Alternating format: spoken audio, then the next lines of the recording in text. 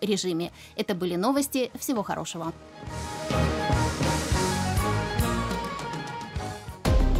С понедельника по пятницу в 8:35 и 18:30. С вами Радио Крым Реалии. Слушайте нас на средних волнах на частоте 549 кГц. Свежие новости, важные события, мнения экспертов. Все это в нашем эфире. Радио Крым Реалии. Крымчане имеют право знать.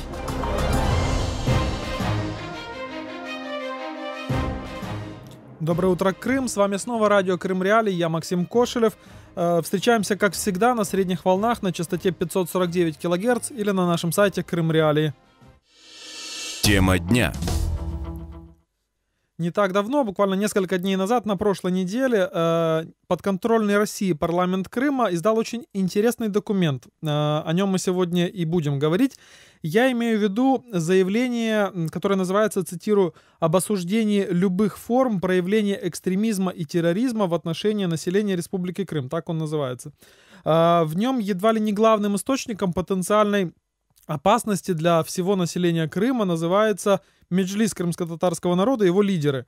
Кроме того, в этом заявлении так называемый Госсовет Крыма постоянно апеллирует к нормам международного права, и некоторые действия или заявления лидеров Меджлиса считает с точки зрения международного права едва ли не актом агрессии. Мы обсудим это заявление сегодня в эфире с разными экспертами, но сначала предлагаю послушать небольшой репортаж моих коллег, собственно, об этом документе. Репортаж. 8 июля на сайте подконтрольного Кремлю Госсовета Крыма публикуют заявление, в котором осуждают экстремизм и терроризм в отношении жителей полуострова. В организации террористических действий при этом обвиняют Меджлис крымско-татарского народа. Представители местной власти также обращаются к мировому сообществу с призывом не оказывать моральной, финансовой, технической помощи Меджлису. Накануне Крымская региональная общественная организация Кирым-Бырлиги обратилась к Госсовету с просьбой осудить деятельность Меджлиса и лично его лидеров. Такое заявление озвучивает зампредседателя Общественного совета крымско-татарского народа Энвер Кантемир Умеров. Эти люди уже вышли на грань международного терроризма. Мы должны выйти за рамки чисто национальных отношений, то есть отношения крымско-татарского народа к этим людям, к Меджлису, к Мустафе Джемилеву, к Харифату Чубарову, к Ленуру Сляму и так далее. Мы теперь должны получить общую поддержку. Лидер Меджлиса о заявлении узнает на заседании саммита НАТО. Об этом Рифат Чубаров пишет в Фейсбуке, называя все происходящее очередной паникой. Цитата. «Лица, предавшие 2 года назад свое государство, свой народ, приступившие через международное право, ввергшие Крым и его жителей в экономический хаос и лишения, осознают неминуемость индивидуальной ответственности за совершенные ими преступления. В попытках избежать этой ответственности, а также отвлечь крымское общество от катастрофического ухудшения всех сфер жизни, крымские коллаборанты разразились очередным заявлением, страшилкой в отношении Меджлиса крымско-татарского народа и его руководства». 13 апреля этого года подконтрольный Кремлю прокурор Крыма Наталья Поклонская вынесла решение о приостановлении деятельности Меджлиса. Минюст России объявил организацию экстремистской. В Украине заявляют о планах оспорить решение России о запрете Меджлиса в Европейском суде по правам человека. Оксана Давыдова для Крым Реалии. Репортаж.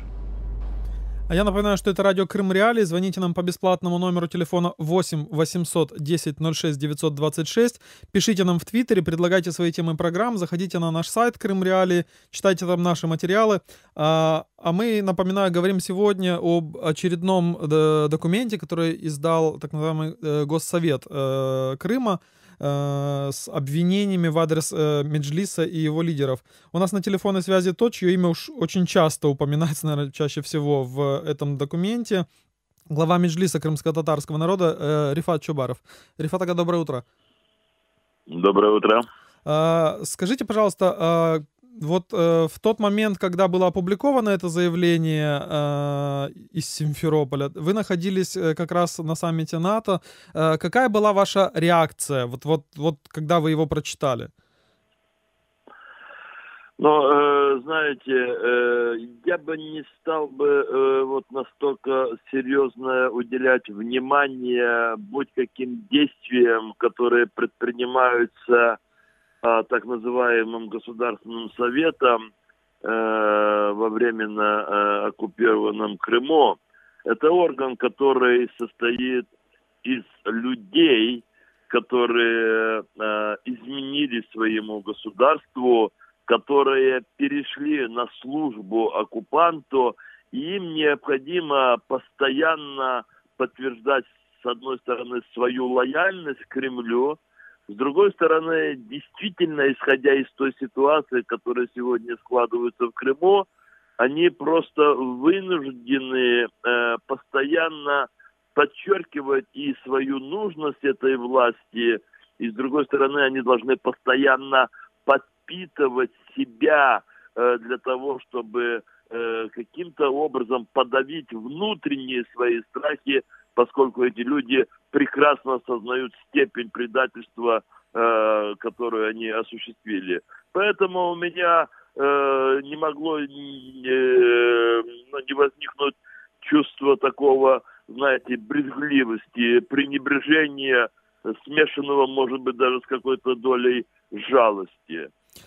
Я предлагаю вот буквально там на несколько секунд прерваться, вот послушать небольшую цитату из этого заявления в том, что касается, в чем обвиняют Меджлис, собственно говоря, депутаты так называемого Госсовета Крыма.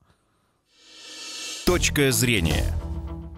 Совершенно очевидно, что высказывания председателя Меджлиса Рифата Чубарова сопряжены с призывами к насильственным действиям, идеологией насилия и практикой воздействия на принятие решений органами государственной власти, связанных с устрашением населения и иными формами противоправных насильственных действий. Точка зрения. Рифат ага, я так понимаю, что в репортаже говорилось, который был в начале нашей программы, о том, что Госсовет, якобы не сам принял такое решение, вот собрался и принял, а его попросили представители, в том числе такой организации, как Крым-Берлиги, да, то есть она вроде как бы тоже крымско-татарская, но почему такой конфликт, почему им так Меджлис-то не угодил? Но ясное дело, коллаборантам необходимо обязательно найти какие-то внешние такие логичные какие-то причины, и более того, как всегда, вот бандитам, которые предпринимают вполне такие открыто неправовые действия, им всегда хочется вовлечь большое количество подельников. В этой ситуации они выбрали полностью подконтрольную и созданную ими организацию Крым-Берлиги. А эти тоже рады стараться, потому что тоже оказались с ними в одной лодке предателей. Это такой ход, предпринятый организаторами вот этого обращения для того, чтобы ввести некое заблуждение, как они думают, тех, кто будет читать это обращение. Скажите, а вот, на ваш взгляд, вот все-таки, зачем истинная цель какая-то, вот принятия этого документа, вот реальный адресат? У него реальный адресат — это население Крыма, либо же это, допустим, я предполагаю сейчас, это звенья одной цепи с тем, что касается объявления Меджлиса экстремистской организацией, попытки его запретить. Кстати, что там с судом, который с апелляцией или кассацией, которые подавали на решение об признание Меджлиса? Разумеется, основной адресат — это, собственно, жители Крыма. Вовне Крыма, оккупированного Россией, никто не придает таким документам, принимаемым марионеточной властью в Крыму, какое-либо значение. Более того, все прекрасно понимают и открыто об этом говорят, в том числе и на саммите НАТО, где я присутствовал в то время, когда получил информацию о происходящем заседании так называемого Госсовета. Вот на том заседании открыто говорилось о том, что Россия ведет необъявленную войну против Украины, Россия является страной-агрессором и тому подобное. Обращено прежде всего в адрес жителей Крыма, с чем еще эти марионеточные власти могут обратиться к населению Крыма? Тогда, когда федеральные целевые программы, так помпезно объявленные Москвой по отношению к оккупированной территории, сокращены вдвое, тогда, когда уже даже в объятом страхом Крыму люди пытаются каким-то образом организоваться по социальным причинам, чтобы выразить свое недовольствие своим состоянием, медики, учителя. Тогда, когда широко объявленное строительство моста через Керченский пролив провалено окончательно, надо каким-то образом вечно держать население, знаете, в таком напряжении. Соответственно, этому населению и далее будут все более и более указывать на противников, на врагов, которые якобы не дают этим предателям, засевшим в Госсовете Крыма, добиваться такого хорошего состояния жизни в Крыму. Они ищут врагов, и они показывают на врагов. Сейчас это крымские татары, это межлис крымско-татарского народа, это так называемая, это с их точки зрения хунта фашистская, которая засела в Киеве. Спасибо большое. Я напомню, что это с нами на телефонной связи был председатель Меджлиса крымско-татарского народа Рифат Чубаров. Говорили мы и продолжаем говорить о заявлении подконтрольного Кремлю Госсовета Крыма о том, что якобы Меджлис представляет очень сильную экстремистскую и даже террористическую угрозу. Интересный момент. В тексте этого заявления упоминается несколько раз о нормах международного права, вспоминаются конвенции международные, устав ООН, и другие документы. И вот особенно сильно они упоминаются в связи с заявлениями активистов гражданской блокады Крыма о том, что они начнут еще и морскую блокаду. Я предлагаю послушать цитату снова из этого заявления. Точка зрения. Особую тревогу вызывают сообщения о планах осуществления морской блокады, которые в соответствии с резолюцией определения агрессии, принятой 14.12.1974 года на 29-й сессии Генеральной Ассамблеи ООН, является актом агрессии и влечет за собой международную ответственность. Точка зрения. И я напоминаю, что это радио Крым Реалии. И вот раз уж мы заговорили о международном праве, ни я, ни большинство наших слушателей не специалисты в международном праве, но у нас на телефонной связи заведующий кафедрой международного права Института международных отношений Киевского национального университета Александр Викторович Задорожный. Доброе утро. Доброе утро всем. Александр Викторович, вот заявление властей Крыма о том, что, дескать, обещание морской блокады со стороны крымско-татарских активистов, это в соответствии с международными конвенциями может быть расценено как акт агрессии. Насколько они вообще обоснованы, такие заявления? Это типичное передергивание, которое используется российской пропагандой для обвинения тех, кто ни в чем не виноват. Это продолжается уже более 2 лет. И продолжается с акта агрессии, который был осуществлен Россией по отношению к Украине.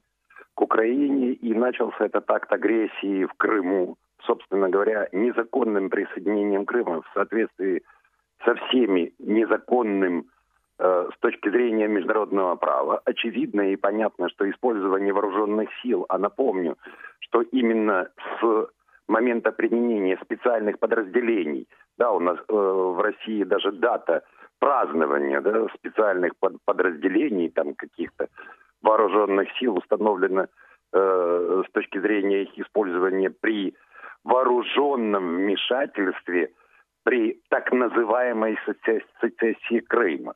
Действительно, международное право не запрещает и не разрешает сецессию, однако есть условия, которые всегда очень четко отслеживаются государствами. И прежде всего, это вооруженное вмешательство, которое четко запрещено. И вот состоявшееся вооруженное вмешательство, которое выступило и предстало актом агрессии, есть жесточайшим нарушением всех норм международного права. Потому реакция на нарушение норм международного права – это контрмеры. И с точки зрения того же международного права, все то, что делается меджлисом крымско-татарского народа, правомерно. Очевидно и понятно, что это борьба народа за свое самоопределение и господство норм международного права, которое российскими террористами и протеррористическими организациями является нарушением норм международного права. То есть типичное передергивание. Вам дали в морду, да, очень жестко, абсолютно нахально, потом отскочили в сторону и смотрят, как вы себя поведете. Либо вы обречены, да, молча стерпеть хамское поведение, нарушение норм международного права и агрессию, а ваши любые действия без фиксации предыдущего акта дачи в морду можно рассматривать как нарушение норм международного права. Этим занимается Россия уже более 2 лет, обвиняя всех и вся, используя юридическую, так называемую юридическую риторику с тем, чтобы оправдать агрессию. Для всех очевидно, как бы, кстати, к России не относились и друзья России, что то, что произошло более 2 лет назад, в 2014 году, есть грубейшим нарушением норм международного права, и любые действия по привлечению к ответственности агрессора и оккупанта находятся в рамках международного права и международным правом в целом разрешены. Александр Викторович, скажите, а вот вообще заявление вот это вот приняли, ну, как мы называем, подконтрольный Кремлю Госсовет Крыма, так называемый, да? Насколько вообще с точки зрения международного права сейчас, после, как вы говорите, акта агрессии, понятного, очевидного, насколько вообще легитимны власти Крыма? Да, ну, для нас же очевидно, что все то, что произошло, это самозванцы, да, которое есть решение Конституционного суда Украины марта 2014 года, в котором четко расставлены точки над «и». Нарушены все обычные нормы международного права, раз. Нарушены двусторонние договоры между Украиной и Россией, 2. Нарушена Конституция Украины, 3. Соответственно, все то, что произошло, абсолютно незаконно с точки зрения внутреннего права Украины и нелегитимно с точки зрения международного права. Отсюда власти, так называемые власти Крыма, представляют собой, ну, знаете так, в лучшем случае избранные, я подчеркиваю, что в лучшем случае, да, в лучшем случае избранные не в соответствии с законом структуры. Точка. Говорить о какой-то легитимности и их соответствии процедуры избрания, представительства и так далее нормам национального права Украины и нормам международного права просто не приходится.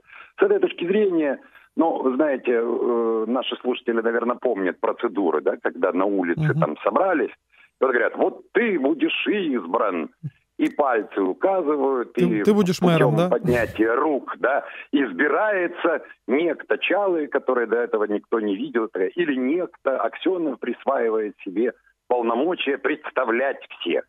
Очевидно, что с точки зрения стандартов международного права, даже избирательных, но здесь есть очень важная вещь, понимаете? Если мы сейчас начнем анализировать с точки зрения международно-правовых стандартов избрания, это неправильно.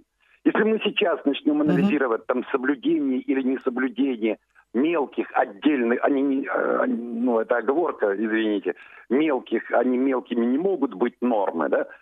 Нам просто нужно возвращаться каждый раз назад и анализировать то, что произошло именно в марте 2014 года. Акт грубейшего нарушения, который своим значением негативным перекрывает все остальное.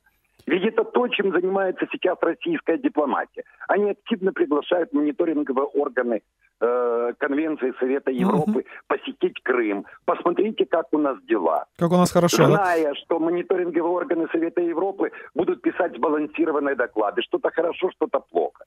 Но при этом отвлекая внимание от главного. от акта агрессии, грубейшего нарушения норм международного права, связанных с насильственным отторжением от независимого государства части территории. Дальше идет... Александр Викторович, извините, что прерываю, просто у нас время уже подходит к концу. Напоследок хотел еще такой уточняющий вопрос задать.